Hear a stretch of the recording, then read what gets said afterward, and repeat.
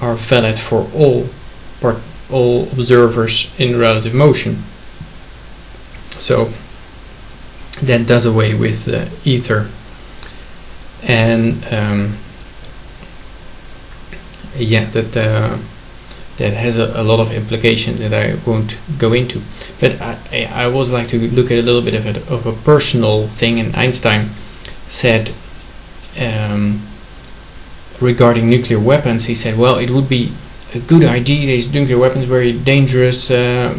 People are going to kill each other or kill all humanity. They need to be under the control of people again, but now in United Nations, and then it will not be as dangerous. And what he basically does here is introduce a super perspective. Again, he says they're all humans, but some humans are better than other humans, and these humans that are in an organization called the United Nations, they can do some super things that other humans cannot. And it's a bit strange for someone who worked so hard in his life to get rid of all these subjective frames of references. And I cannot say that they didn't learn anything of his scientists, because when Hubble discovered, looking through his telescope, that all the stars were flying outwards, he did not say, that means that we must be exactly in the center of the universe, what a coincidence.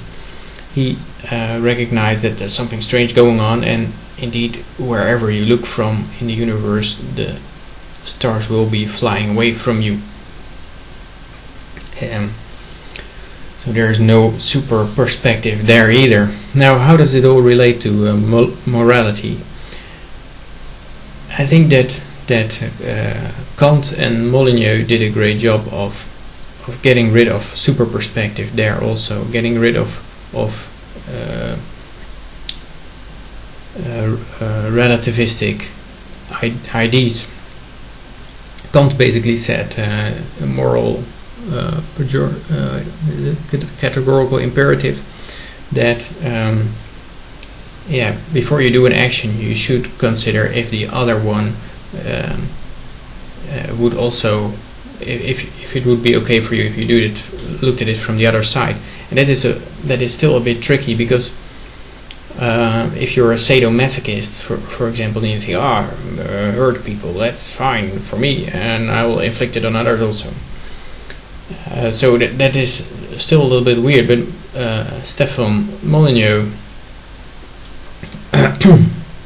basically said that what you can rule out are actions that lead to logical inconsistency. So the initiation of force as a valid moral rule has to be wrong, because if you do it from everyone's perspective and it has to be valid for everyone to initiate force, then you get to logical contradiction, because who are they going to initiate force against?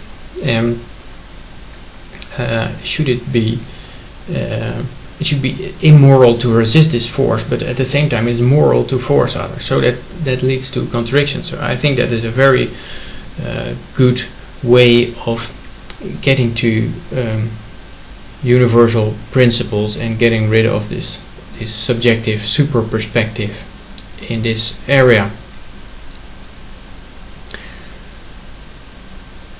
So John Rawls also is an American philosopher who wrote a lot of nonsense about the social contract theory, but he had some ideas about what would be the just rules for a society, and he said that would be the rules that you could agree to before you know your role in that society. So before you were born and you wouldn't know what your role was going to be, the rules that you were able to agree upon, those would be valid moral rules.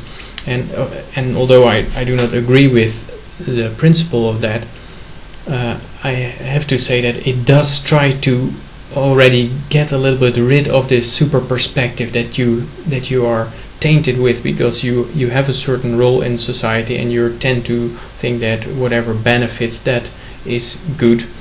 But to say before you are born you would have to agree to something that gets already rid of this super perspective.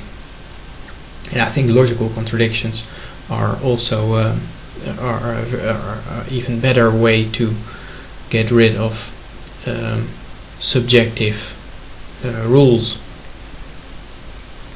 So that is this. Please let me know what you think, and rate it if you like it, or if you do not like it also. Bye.